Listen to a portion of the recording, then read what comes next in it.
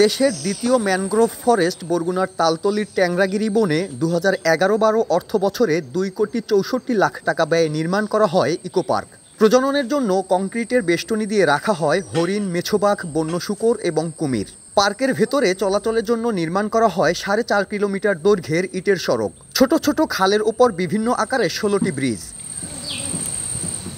দর্শনার্থীদের জন্য পার্কের বিভিন্ন স্থানে নির্মাণ করা হয় বিশ্রামাগার, স্থাপন করা হয় গভীর নলকূপ ও শৌচাগার। কিন্তু দীর্ঘদিন ধরে সংস্কারের অভাবে এসব এখন এক প্রকার ধ্বংসস্তূপে পরিণত হয়েছে। বেষ্টনী ভেঙে যাওয়ায় বেরিয়ে গেছে হরিণ, বন্য শূকর এবং মেছোবাঘ।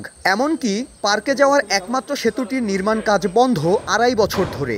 এতে দূর দূরান্ত থেকে আসা অনেক দর্শনার্থী ফিরে যাচ্ছেন।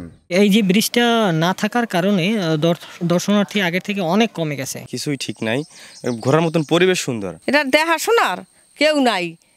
আগে তো মানুষজন আইছে, হ্যাঁ মানুষজন আয় না। রাস্তাঘাট নাই, যার কারণে পর্যটক খুব কম আসে। দর্শকদের জন্য খুবই প্রয়োজন এই রাস্তাঘাট খুব সুন্দর করা। তবে সেতু নির্মাণ কাজ দ্রুত শেষ করার পাশাপাশি ইকো পার্কের সংকট সমাধানে উদ্যোগ নেওয়া হয়েছে বলে জানান সংশ্লিষ্টরা।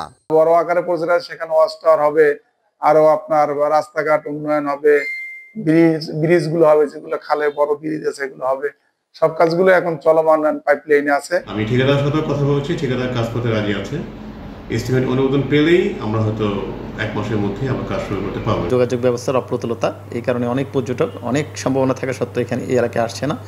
তো সেই বিষয়টাকে আমাদের এখানকার যারা লোকালি যারা আছেন তারাও গুরুত্ব দিচ্ছেন, আমরাও গুরুত্ব দিয়ে সরকারের কাছে সেই বাস্তবতাগুলো তুলে ধরার চেষ্টা করছি। ট্যাংরাগিরি ইকো পার্কে প্রবেশের জন্য প্রতি দর্শনার্থীর কাছ থেকে 12 টাকা করে রাজস্ব আয় করে সরকার।